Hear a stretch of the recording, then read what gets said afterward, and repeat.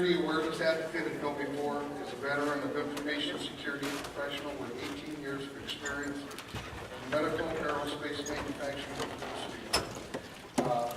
You all have the bios and the description of the speakers in your handouts, so I'm not going to read this word for word, but I think with that I will turn it over to Erich to share his knowledge. Great, thank you very much. All right, can you all hear me? Yes. All right, good deal. Thank you for that over there. All right. So, yeah, I'm a security awareness advocate. It's one of those jobs that you've never heard of before. I'm probably unique in that. But my role is really to go around and just to talk a little bit about information security and security awareness and the role that training your users plays. So I realize that I'm competing with the chicken marsala or whatever it is you guys have here, and since that smells fabulous, I might be losing a little bit here, but I'll try to keep you guys entertained and have a little bit of fun with this, right? It is a serious topic, but it's something that we can't let it kind of weigh on us. So without further ado, who am I? I'm a security guy, been around for a while. I'm kind of old. Been around since the mid-90s. I was a security manager for the 2nd Regional Cyber Center Western Hemisphere for the U.S. Army, which is the worst name you can possibly give a government outfit because there's no acronym for it. So it takes about, that 4-minute launch code thing that they talked about. It takes about that long just to answer the phone when you follow up, contractor, how may I help you, sir or ma'am? That's why there's that much delay in there. But this organization, what we did is we did the network over all of North America for all the U.S. Army post camps and stations. So spent a lot of time in that. I've been just an IT guy. Just an IT guy means the person who still wore the security hat back in the days. In the mid-90s, we did a little bit of everything. And I was the former director of member relations and services at ISC Squared. So that's kind of about me, my background, where I come from. I've seen a lot of things in my time. The company I work for, this is KnowBe4, as you guys have heard.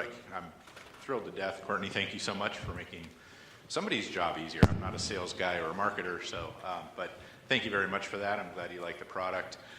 We are the world's most popular integrated security awareness platform. We've got over 5,000 customers. Based out of Tampa, Florida. I come here and it's cold and rainy. This is really, I'm used to the warm and rainy, but the cold and rainy's got me kind of off. We've also partnered with Kevin Mitnick. He's the world's most famous hacker. He's very well known for his social engineering ploys.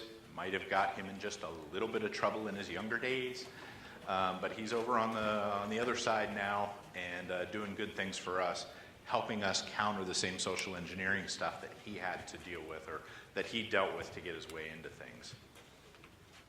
What I'm going to talk about is some of the social engineering trends. We've actually heard quite a few things today. I'm very excited to hear all the people talking about this because this is a really serious topic going on. So we're going to talk about some of the trends. We're going to talk about how it happens. We're going to talk about how you can defend against it and how do you recover from it. Now, at a lot of security conferences, the tradition is to put up a bunch of slides with, memes and things like that on it. I'm not one to break tradition, so that's what we're going to do. So, again, we're seeing these headlines. The headlines are everywhere. We're seeing them all the time. And the problem isn't getting any better. We have a lot of students up here, I know, up top. We have a lot of students down here. This is something that's not going to stop as you get into the information security world.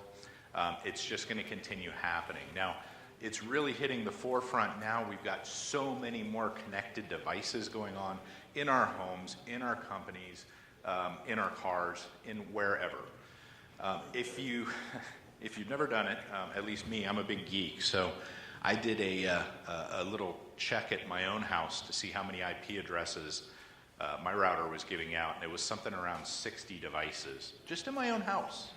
But everybody's got a cell phone, and they got a DS, and we got an Xbox, and there's a camera here, and and then I've got my geek stuff going on, and so there's a lot of devices being connected these days. The problem is, as we saw Friday, many of these things can be exploited to do bad things. So Social engineering, here's a scary number. 91% of data breaches start with a phishing attack or spear phishing attack. It's that useful. CEO fraud, $3.4 billion in damages. That's a billion with a B over the last few years. And that's just what we know about. This isn't some of the smaller stuff, some of those sorts of things that they didn't want to report. And then W-2 scams, that's another one we'll talk about a little bit here. This is getting ugly. I've seen this personally in organizations where I was a security manager for, and I'm glad they didn't fall for it. And then the ever so famous ransomware. And ransomware is really it's an interesting topic. As a tech guy and a geek myself, I'm fascinated by what they've managed to do with this and how complex it is. And I'm like, wow, that's really cool. But in the same breath, I'm like, that really sucks. So we'll talk a little bit about that part of it.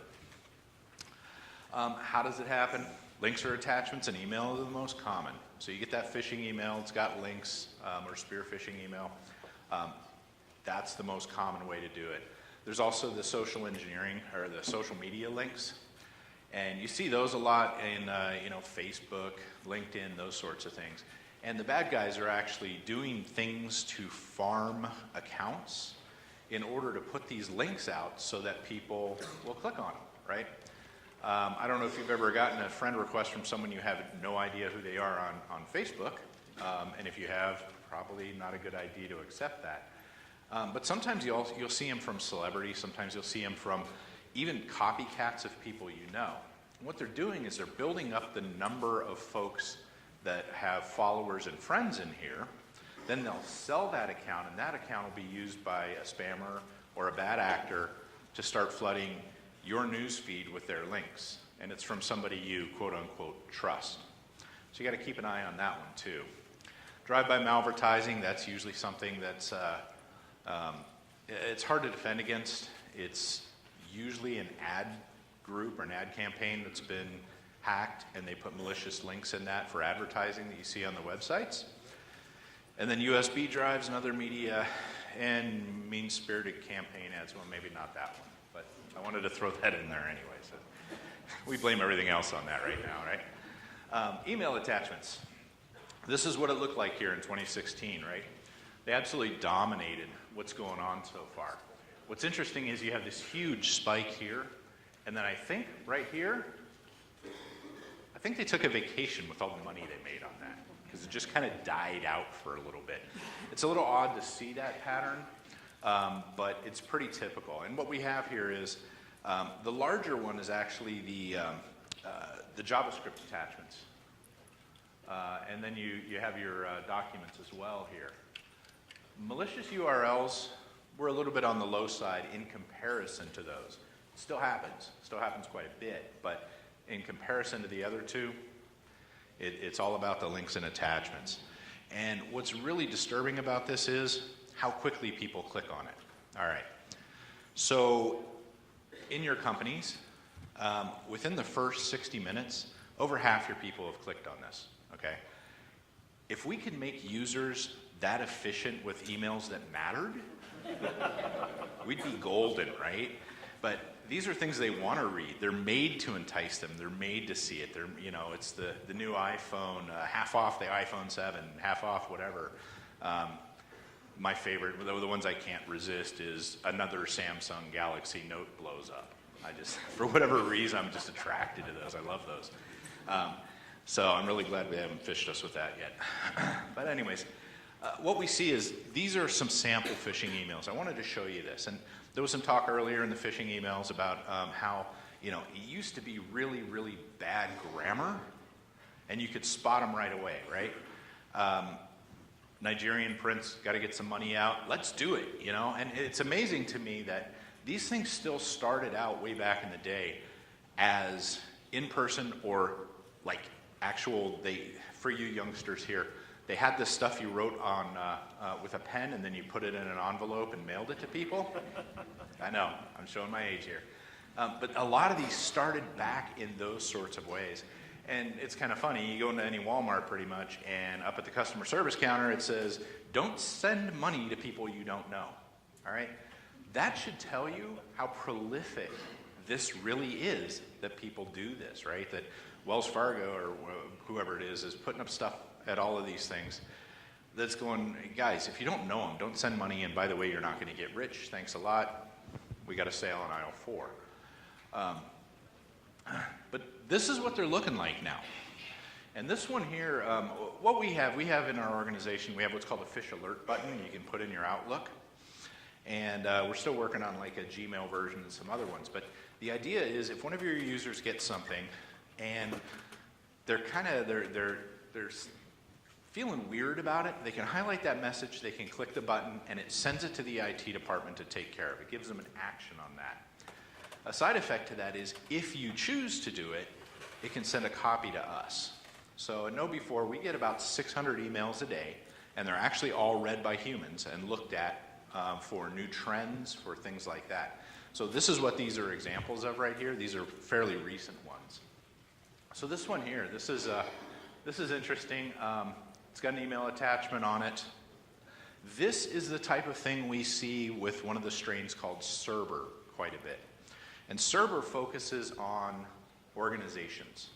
So this email doesn't have a lot of graphics, doesn't have a lot of things like that.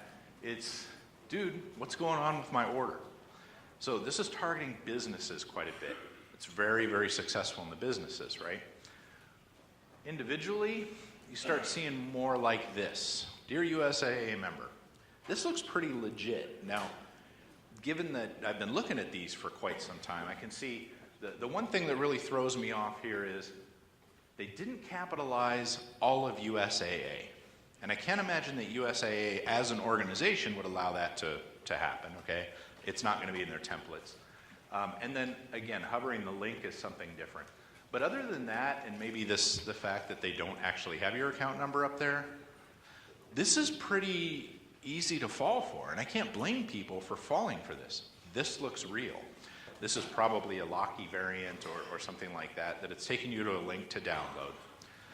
And you'll see, like in this one here, Amazon, I think pretty much everyone in the world now has Amazon. I think my pet gets auto deliveries from Amazon these days. I don't know. But this is very realistic. It looks just like it. They take those emails and they turn them around and they phish people with it. Again, hovering the link here, that's where you want to see it. If you hover this link, you hover that link, those actually go to Amazon links. So it's just the one in the middle here that'll get you. So again, very hard to tell, very difficult to spot for most users. And here's another Dropbox one, right? Another common service that a lot of people use. In business, a lot of people share things through Dropbox. It's not my favorite way to do business, but there are a lot of small, medium businesses that do things like this. So they target these. And again, view file, that's going to make you have a bad day. This one is a pretty cool little deal that they're doing here. This is a social engineering trick. And the idea behind social engineering is to get people to do something that you want them to do, regardless of whether they would normally do it or not. So in this case, what they do is they take this email and they send it in, and the red flags aren't there. So you get the email, there's not a bunch of malicious links in it. You go, okay, that passes that kind of red face test. Take that attachment, throw it down there, scan it with antivirus. There is nothing in there. There are no macros. There is nothing in this document that's going to trigger anything from any antivirus, regardless. So they open it, and when they open it, they can see some of this information, but what they don't see, it's kind of blurred, it's something like that, and what they'll do is they'll put a link up here. And this link is going to be something like you need to decrypt this file or you need to refresh this file. That's the only thing bad about this. But what they've done is they've brought the guard down through the first couple of steps or stages of what's going on here and made people feel more comfortable with the idea of clicking on this. Oh, well, obviously it's safe. There wasn't a virus. It doesn't meet the other phishing things. And then bad things happen. So how much money are we talking about here? Well, $100 million out the door to a U.S. company who didn't want to be identified. I don't necessarily blame them for that. They got 74 million of that back. There's still 25 million out there, and if you do math, because a lot of you are college students, you'll notice there's 1 million missing.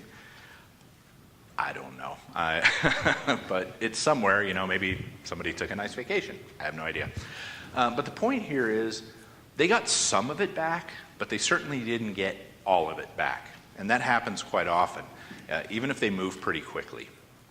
This one here too, Leone AG, this is kind of interesting because they're a manufacturer of wiring harnesses in some of the European market especially. This is a very, very big company.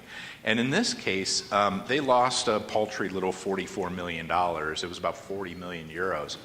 And what was interesting about this is they believe they were phished, got some malware in there, and these people did recon. They hung around for a little bit. They think maybe up to 2 months. They read the procedures. They read the policies. They looked around and said, okay, so who can manage these sorts of things? Now, Leone is based in Germany. It's a German company. They said, who moves big money when it comes to this? Where can we do this? They went to a gal in Romania. And they sent a very, you know, by the books, right procedures, the whole 9 yards, to this gal in Romania, and off goes 40 million euros. So it's scary how many facets there are to the social engineering piece. Ransomware tends to be instant. You click the link, bam, you have it on you. Some of this stuff, they drop these Trojans in that actually go and download other types of software as well. So this is another kind of angle on that on the social engineering side. We've talked about CEO fraud. So CEO fraud is not defrauding your CEO, but pretending you're your CEO to defraud other people. People are terrified of CEOs. They have a reputation, it's scary, it's your big boss. These sorts of things all drive into that sense of urgency and wanting to do something that you normally wouldn't do if you had the confidence, right? So in this case, this was an interesting one. This was at our organization. We had a new controller, financial controller, and she came in, and one of our onboarding things that we do at KnowBe4 is we update our LinkedIn profile. Just one of those things, they just want everybody to update their LinkedIn profile. So she did that. Within a couple of weeks, she ends up getting this email. Now, this email is from Stu Showerman. He's our CEO. It says, did you get my previous message? So it looks pretty innocuous. However, she said something isn't right about this and asked him about it. And he said, no. The idea behind this is to get a dialogue going. Did you get my previous message? If she had replied with, no, I didn't see a message from you, the follow-up probably would have been something like, oh, wow, I need you to send money right away. I had asked you to do this a couple hours ago. We need to do this right now. So there's that sense of urgency. Now you have a person who just started in this role that is going to try to make the CEO happy. This is probably one of their first interactions just statistically. So they're leveraging all of these things to try to do that. Now, we were fortunate. We know that it didn't happen because we know that we didn't follow up on that, right? But what's interesting about this is we've seen activity that looks like they're farming things from LinkedIn. And LinkedIn is a hacker's best place, okay? Hackers love LinkedIn because you can build an entire company org structure out of LinkedIn. And people are more likely to accept invitations from LinkedIn. I know I am. I'll be honest, I'll raise my hand, I'm one of these. If somebody sends me a LinkedIn invite and says, hey, I sat 2 rows back from you at some conference, I'm like, okay, cool, it's great, whatever, no big deal, right? Facebook, not so much. Facebook's my own personal, this is where I'm going to go to complain area. So I kind of keep that one pretty tight. But LinkedIn, you know, I've got a lot of people I don't necessarily always remember on LinkedIn. Well, these folks, when I change jobs or when somebody changes jobs, let's say they're friending all of these controllers or these CFOs, and the CFO gets a new job, what happens? You say, I got a new job, and bam, it blasts it out on LinkedIn. So the bad guys know you're now starting a new job, and you're going to be more vulnerable to this sort of peer pressure to get it done. So there's a lot of things that are going on with respect to that. You just have to be very careful about it. And then the W-2 request, this one is, hey, we need you to send the W-2s right away, blah, blah, blah, blah. So in this case, place I worked at, I was a security manager there. Our president of our company is out traveling. He's doing his president thing. He's either making money or golfing. I don't know which. Whoops, getting ahead here.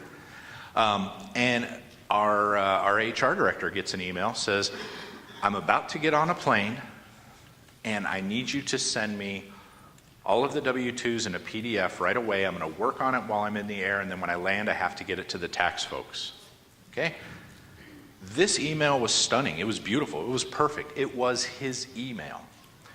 But our gal was smart enough to go, something's not right here. He was traveling, just like they said. What we think happened is the president had an autoresponder on, an out-of-office autoresponder. So these guys, maybe some of that spam email that still comes in isn't always necessarily to get you to buy something, but if you auto-respond and you're the president of the company, that you're out of the office, that opens some doors for these guys. These guys are smart. So fortunately, we had something in place. I said, if something looks out of the ordinary ever, come see me, the security guy. And you have to have that open door policy. You cannot, as security people, be scary to your people, right? So our HR gal said, look, I don't know what to do about this.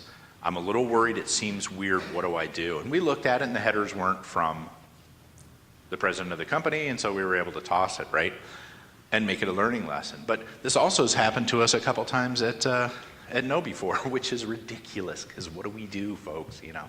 So those guys aren't the real smart ones. I guess they're just going to get lucky once in a while. But we see this all over the place. And the dangerous thing about this is, with the money, with the CEO fraud, you can still get it back sometimes. Like that one company got back, 74 million of their 100. And I've talked to another gal. I was doing a talk in Orlando, and she said, well, we had this thing happen to us. It was the same thing. Gets the email, CFO sends the money, and then calls the CEO and says, I did what you want, boss. And he went, what? Kind of a sinking feeling, I'm sure. They caught it right then, got a hold of their financial institution. It still took them 8 days to get the money back in their account. That's great, unless it's payroll or something you really need to actually buy some materials or do whatever. And depending on the size of the organization, that can be crippling. So ransomware, it's kind of a big deal. Growing exponentially, we see it happening. There's even RAS offerings out there, ransomware as a service. That means a not very technical person can actually hire these groups to do ransomware against certain organizations. They may supply the contact information and the email addresses and some of the information like that, but the whole infrastructure there is being run as a service, just like cloud services are. So we have ransomware in the cloud. Isn't that great, guys? Again, they're being very well written and targeted, and the bad guys are adapting to countermeasures. So, for example, Server tends to rename your file name with .server as the extensions. So folks are using some file monitoring sorts of magic to look for that happening.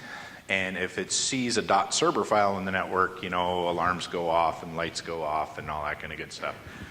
So now we're seeing in the latest iteration of Server that they're actually renaming it to random file extensions and keeping track of that.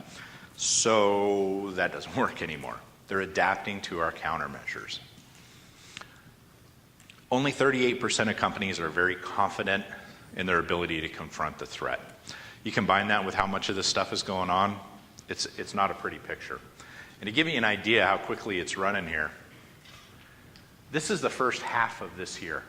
And these are new variants of ransomware, not just like the little tweaks or one group took it and did this and changed the command and control servers. These are significantly different versions of ransomware in 2016. That's how fast it's growing. And it's growing because people are making money with it. It's low risk, it's high return, people are making money. And they're making money off not only your companies, but they're making money off your parents and your grandparents, and those people that have all of their children's pictures are now digital and are now locked up by some Ukrainian guy who's phished them because they're doing it to everybody. So this is another way of looking at that. This is how quickly the variants are growing right here, just up through June. It's staggering. And this is what it looks like. So this is a Cerber ransomware screen. It gets done encrypting all these files. Bam, this pops up on your screen. Give you links to where you got to go to pay your bitcoins, where you got to go to pay your ransom. Sometimes it works, sometimes it doesn't. Again, Cerber tends to be more focused on the business side. It can even go out on the network and look at certain things and map stuff. It's more of a let's go get the business sort of thing. But it's indiscriminate too. If you launch it on your home machine, you're going to have the same problem. This is Locky. Locky has now made the top 3 biggest threats ever in information security. This is just everywhere. We see it all over the place, by far number 1. And this is kind of a variant called Zepto. You can see most of this stuff is the same as Locky. It kind of comes in, but there's some under the hood features that are different in this one. And all I have to say is once you see that, you can pretty much figure all your base or belong to us, folks. If you see that, you're not getting the data back, most likely. There are some variants out there that they have decryptors for. Some very nice people have gone through and reverse engineered a flaw, not necessarily in the cryptography, but how it's implemented, and you can get some variants where you can unlock that. The bad part is the bad guys fix that very quickly. So Checkpoint did it for one of the variants there, and within 3 or 4 days, the new variants had fixed that bug. Thanks for patching, guys, in their ransomware. So this is one of my favorite cartoons I've been seeing lately. And it makes me think a lot about what's going on, and it really brings into light what we had happen on Friday. We're internet connecting everything in our home, okay? Your toaster can tell you when the toast is done. I don't know if any of you guys saw the 14-hour spiel with the guy in Britain who had an internet-connected kettle he was trying to brew tea with. It was 11 or 14 hours or something that he ended up going back and forth with this thing, rewriting APIs and stuff to get this thing to work. But it's kind of ridiculous to think that all of this stuff is now internet connected, right? And this is Friday right here. Excuse us while we participate in a DDoS attack. We'll be right back. I'll turn on the light when I'm done. Sorry, I'm throwing packets that way right now. And probably my favorite one is this one. Send me $25 or I'll tell everyone you have an internet-connected broom. And then, you got the little the Roomba down here. We actually have one in the office, has a shark fin on it, and it cruises around. That's how our organization rolls. But this is a really good indication of what may be coming. Because I have 60-something IPs or whatever on my network, you're going to start having the same thing. Your parents are going to start having the same thing. It's going to start happening. And all of these things right now are vulnerable because they're not being coded securely, and security is not at the forefront of their minds when it comes to producing these items. Then CEO fraud. Let's talk about how you defend against it. First of all, you need to check if your domain is susceptible to spoofing. We actually just released a study yesterday. We did 10,000 or so email servers that we had worked with, and over 80% of them were misconfigured and allow spoofing. This is a big deal out there, guys. We do a lot of other stuff with our servers. We disallow relaying, we disallow all this kind of stuff, but we still allow spoofing. And it's not that difficult. SPF Records can help you. There's some technologies out there, DKIM, that help you do this. It's not that hard to implement. So you need to do that. If you don't have SPFs, and SPF records are basically, the easiest way to put it is, you get an email from whatever.com, it's going to look back and go, is the IP that I got this email from in the list of authorized senders for that domain? And if it's not, it's going to do something with the email. It can flag it in certain different ways, and then other things can dump it, or whatever you want to do with it. But it looks to make sure that wherever that email came from is an authorized source for that. Not hard to set up either. Review your funds transfer policies. If you're going to be moving a large amount of data, and whatever large is may be dependent on your business. If you have 25 people, large may be 5K. If you have 10,000 people, large may be a couple million. Whatever it is that can impact your business, you need to have processes in place for dealing with that or the transfer of sensitive information. Most of the time that's pick up the phone before you send it. So you clear it with your CEO, you clear it with your C-suite, you say, here's the deal, guys. Before we send any money, I want to protect you by picking up the phone and calling you. So if you send me something that says, I need you to send that money right now, I'm not going to do it until I hear your voice. That saves everybody. This is a very simple thing to do, but it's something that people miss a lot in their procedures. And you need to educate your leadership right away that this sort of stuff is going on. So at least they're aware of the threat. Even if you can't get them through like a full training session yet, you need to make sure they're aware of the threat. And then we've heard this a couple times today already, defense in depth. This is how you defend against it. You got your perimeters, firewalls, IPS, spam filters, all that good stuff, IDS, SIMs, network enclaves. Folks, and for you in the IT world that is heading out there, let me tell you, flat networks are a bad thing, okay? There is absolutely no reason why your receptionist should ever be able to get to a login screen on one of your production SQL servers, ever, okay?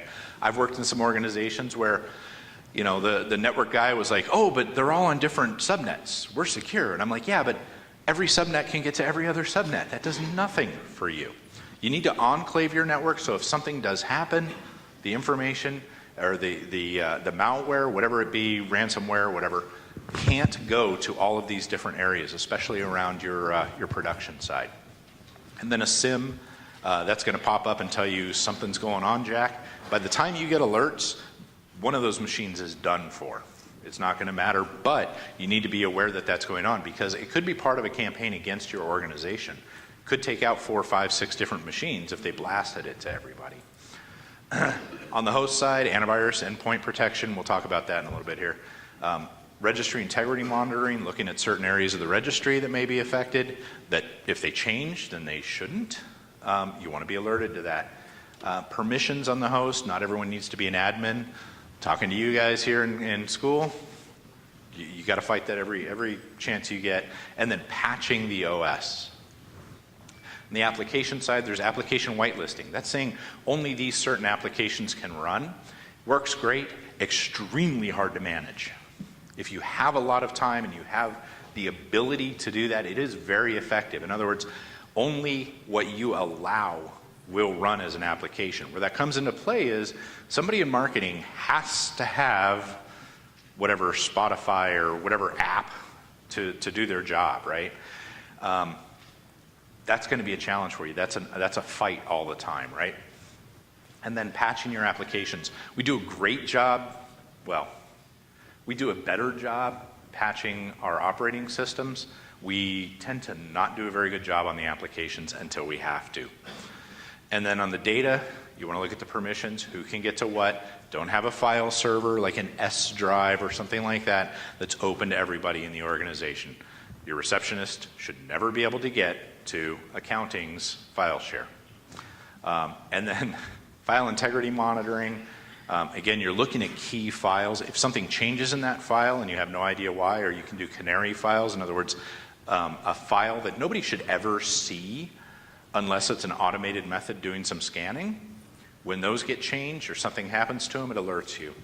And then backups. We'll talk about backups because backups are going to save your backside.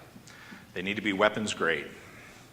We'll talk about what that means. Now, awareness drives into all of this, and it drives into all of this because your executives need to be on board with what you're doing.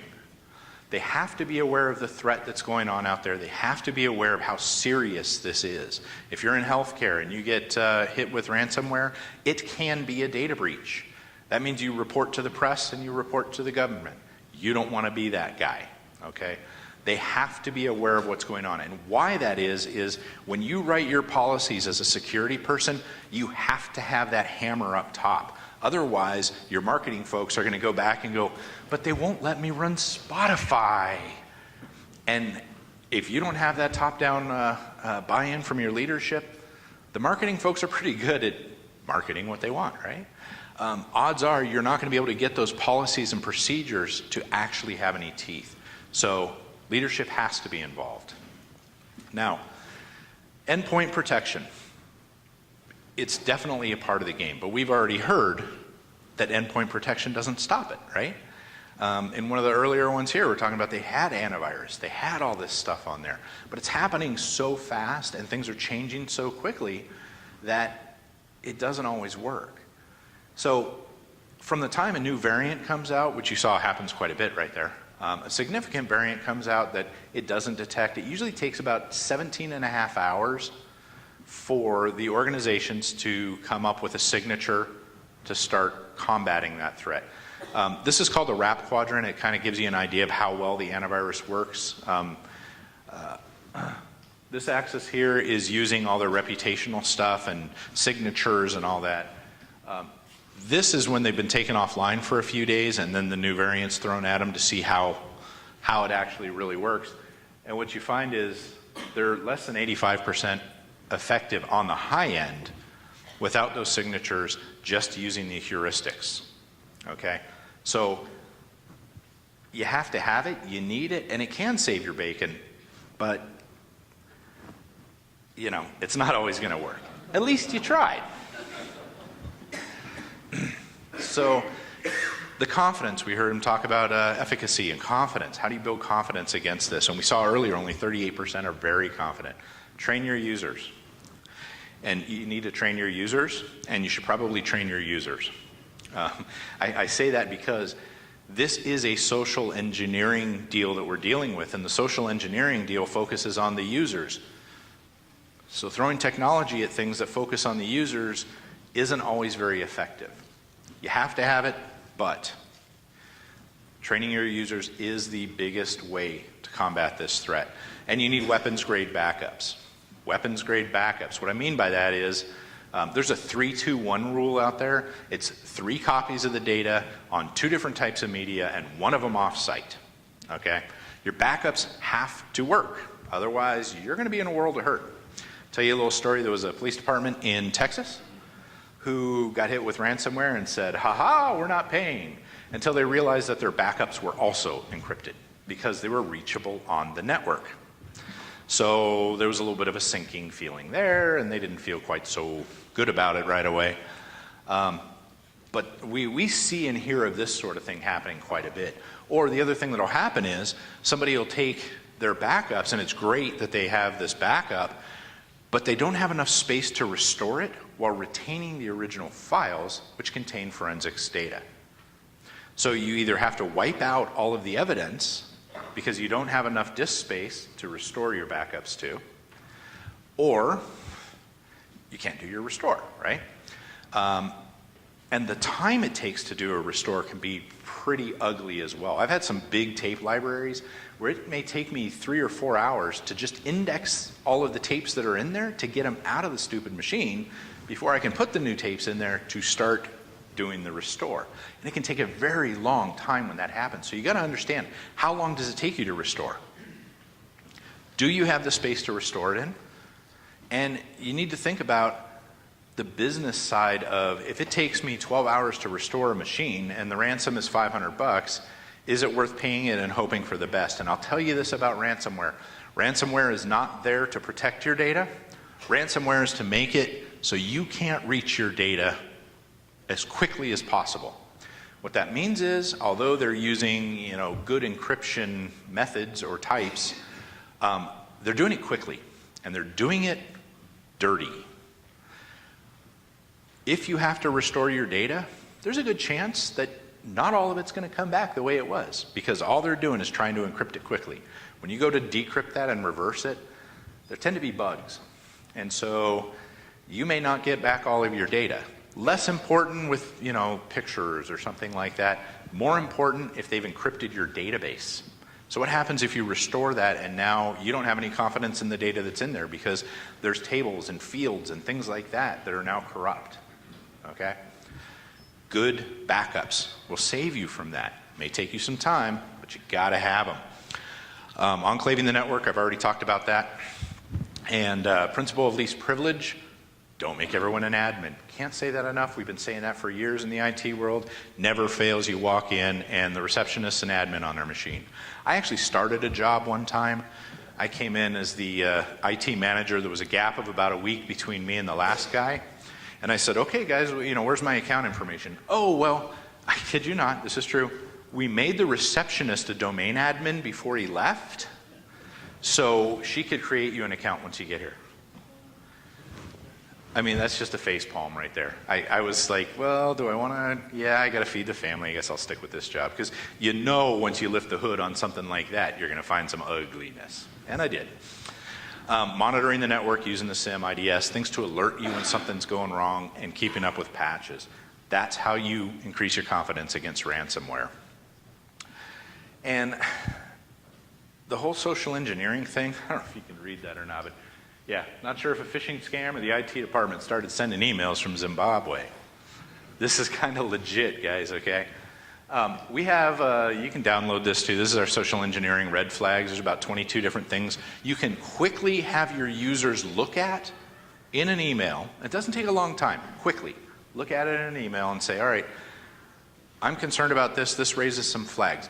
The training that you do, you want it to kind of take that spidey sense, if you will, that tingle that something's a little bit off, and you want to amplify that. You want to let them know, have confidence to act on it, and give them an action to do. I talked about the fish alert button we had earlier. That's a great tool. It's free. You don't have to be a customer or whatever.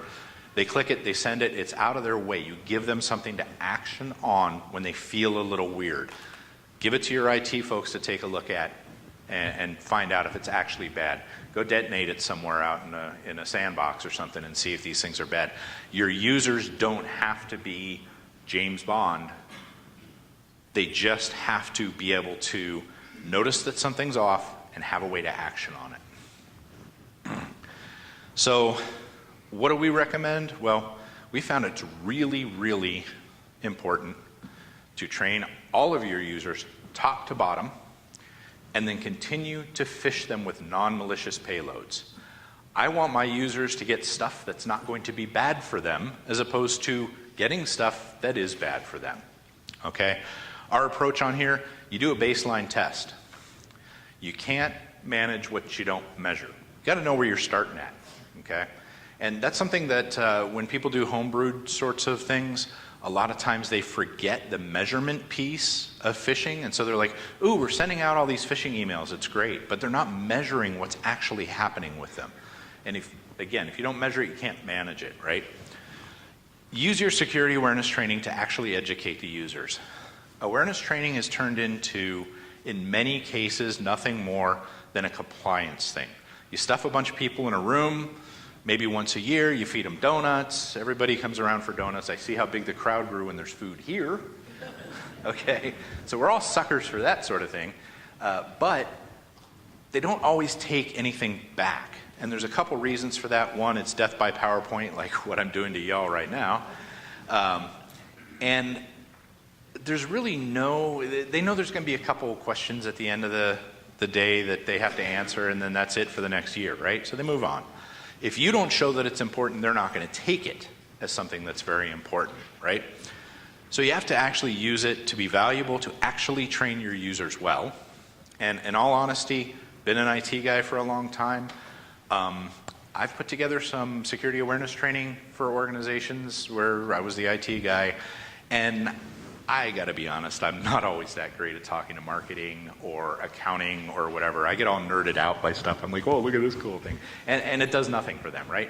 So you need to make sure that you're connecting with your people to make it valuable. Track the results and positive reinforcement. It is so tempting for us, especially some of us old grizzly gray-bearded folks, to want to put up a wall of shame with users, okay? We want to say, ha ha ha, we got you. Never, ever do that. The one exception to that is my company, where we shame each other all the time. We eat our own dog food. We do it every morning at 9 o'clock. We're like, okay, who clicked on what? And it's okay only because our culture, our business culture, is fine with that. We take it seriously. We do phish ourselves, but we can tease each other when we get caught because we know that people are going to click. It's never going to be a 0% click percentage. People get busy. They get it on their mobile phone. They get something like that. I got nailed on my mobile phone. You know, getting ready to fly out somewhere, and I get an email from my boss, who's the CEO, and I'm like, oh man, I'm about to get on the plane. Okay, boom, click it. I'm like, oh. So I got to do the walk of shame in the morning. But typically what you want to do is you want to do positive reinforcement. Users are already kind of like, oh, I don't like all this tech stuff, and you're going to make me do all this. Well, you want to, again, get them to kind of be able to spot something's weird and get rid of it. And then you want to say thanks for doing that. We found that a lot of organizations will do like a quarterly pizza party or something for those that have the lowest click rate in a department or something like that. You can't do that if you're not measuring it. Keep that in mind. But you do something like that. You do an ice cream party. You do whatever. You know, kudos in an email. Something to positively reinforce those users and say, thanks a lot for doing that. And as a matter of fact, our little fish alert button I keep talking about, if it's one of ours that comes from us, it knows. They click on that and it says, congratulations, you caught a simulated phishing attack. Good job. And even if it's not, it says, hey, thanks for reporting this. We appreciate it. So we're very serious about that. Positive reinforcement on the users. They're not comfortable with this stuff. You don't want to shame them. Does it work? Well, yeah. So our approach is, again, we train them all. And then you continue to refine that by following up with those regular phishing exercises. This is 300,000 users across the course of a year, kind of aggregated, okay? Overall average, about 16% click rate. That's that first time you just phish them, see where you're starting at. Train them, you can see, yeah, it drops it down, right? And it can be effective, definitely can be effective. The problem is, if you don't continue to do this, this is gonna go right back up. So by continuing to phish them and continuing to make it a little bit more difficult, we dropped it down to 1.2% across 300,000 users in the course of a year. This is a 93% reduction in how many times people are clicking on the links. People are going to click on links. It's going to happen. It's never going to be 100%, but 93% is a pretty good drop in one of those layers there. And then again, the backups, test them. Know how long it takes to restore. The other thing I didn't talk about is, not only is your data important, but if your SQL server gets hit, and there are variants that will stop the SQL service so it can encrypt the database, they're getting fully featured. What about that machine underneath? You do not want to take your data and dump it back on the machine. One of my favorite terms, nuke it from orbit. Okay? It's the only way to be sure. You got to blow that machine away. Well, how long does it take you then to rebuild from the ground up your SQL server? Not only the OS, and then patching it, and installing SQL, and patching that, and putting your custom scripts on it, getting that stuff done, dealing with all that, how long does that take you to do if you have to do it one at a time? So you want to make sure you have good, what's called bare metal restores, like an image restore that you can pop back on that machine. Think about that, because that can cost you some time. I've done Windows 7 machines that have taken me 2 days to get the patching done on. It's ridiculous. They kind of fixed that lately, but it's something a lot of people don't think about. So you want to tabletop this. You want to try it sometimes too. Actually do a restore of your data. You might be unpleasantly surprised. I have been. Some of the other threat vectors we've talked about, USBs, USB sticks, and I like to just summarize it by saying, don't plug random crap into your computer, okay? If you see a USB key laying around, don't plug it into your machine. They did this study, almost 300 thumb drives. There were 3 bad out of the lot, so 1% failure rate. They got 297 out there. 98% of them were picked up, and 45% of the people said, hey, what's this? And opened the document. Ouch. That's not good. That's very, very bad, as a matter of fact. This really drives things home in our current organizations where we do a lot of things in telework. People are working from home. They're working on their home machines. They're bringing their devices in. They're connecting right into our network. If they infect their home machine and they're connected to our network, it's just like having a machine connected, you know, like an office machine being infected. So don't plug random stuff in. Also, don't plug your devices into random stuff. How many of you guys have seen these little charging stations? Okay, Dave Lewis, very smart guy, calls it the Pwnage Station. You have no idea what's going on the back side of that. They actually did one at DEF CON a few years ago at the Wall of Sheep area. And people were plugging into this at DEF CON, the hacker conference. Real good, guys. And then folks were kind of going, look, I could have totally owned your phone. You just plugged in a USB device to your phone. Your phone has your email on it. Your email is connected to your company. Your email is also everywhere you go to reset your passwords for everything else you have. You want to reset your banking password? It's usually done through an email and or an SMS, all of which can be pulled through that USB port right there. If you have to do this, use a USB condom.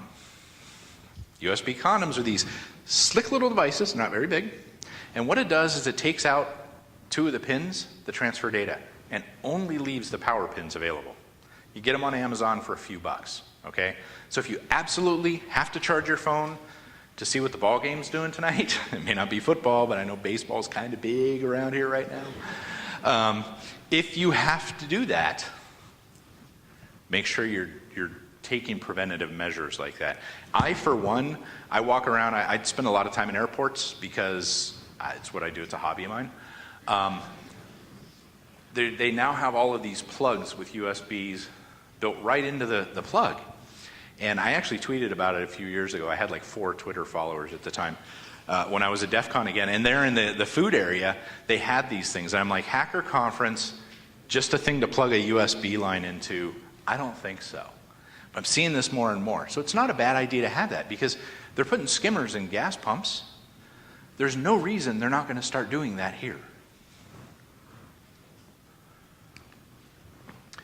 And then how do you recover when your guard dog's as surprised as you are when you realize you've been hit? Yeah, that's a big fail. Remain calm, follow your plan. You do have a plan, right? Okay. If you don't have a plan, make a plan. So then you can stay calm and follow the plan. It's kind of cyclic there. You see how I did that? Isolate the machine from the network, especially with ransomware. You want to do that. You don't want to pop it out and encrypting other things. Think through your options. How many of you guys have, I've never done it personally, but made a stupid move in traffic, and you realize you made a stupid move in traffic, and then you make up for it by driving really fast or doing something else equally as stupid? You're like, I'll show them I'm not an idiot. I'll drive fast. I'm from Florida. They all do this all the time. Don't be that guy in your network that does that. No good can come of it. So you want to think through your options. Look online for a decryptor. You may get lucky today. You may get some of those files back. Use those backups. Don't leave that machine in play. Something like 24% of the small businesses in one of our surveys said that they would just restore the data. Well, something infected that, and it may not have been instantly, as we've seen. There's folks that are in these systems for a while. So you may just be feeding yourself into doing the same thing to yourself. You got to blow the machine out, nuke it from orbit, use those weapon-grade backups. Report it to the IC3. Now, the IC3, it's the FBI portal. I was speaking a couple weeks ago in Santa Monica with some FBI folks, and there it was, we have a $50,000 minimum before we start going after somebody. But it's important to keep these reported so we have the trends, because many times we don't see it. Ransomware, there's a lot of things that happen in ransomware that are never reported, so we don't see the stats, we don't know how serious it is, which means they can't get funding to go do that. And then CEO fraud, same sorts of things here. If it happens, inform your management team and legal right away. Think through your options. Contact your bank ASAP. Report it to the IC3. Contact your cyber insurance carrier. There was some talk about that here a little bit a while ago. Cyber insurance is still evolving. I did a talk at a cyber insurance deal. And these guys are still trying to figure out where all this plays, because certain parts of cyber insurance cover certain things, okay? If you're hacked and lose that money, then that could be one thing. If it's a matter of your person wired it out, that could be another. So they usually have somebody on board that can help you figure out what to do. And again, train your users. You train your users, they look like this guy. So that's about it. I think I'm out of time. I was probably up here chatting quite a bit. I would love to answer any questions you guys have. I can be here to talk to you guys offline. And for you students too, okay, IT guy, long time. If you're looking at getting into cyber, I would love to talk to you guys about where you're going and what you're trying to do. So just look for me. I'm the big guy. Thank you very much.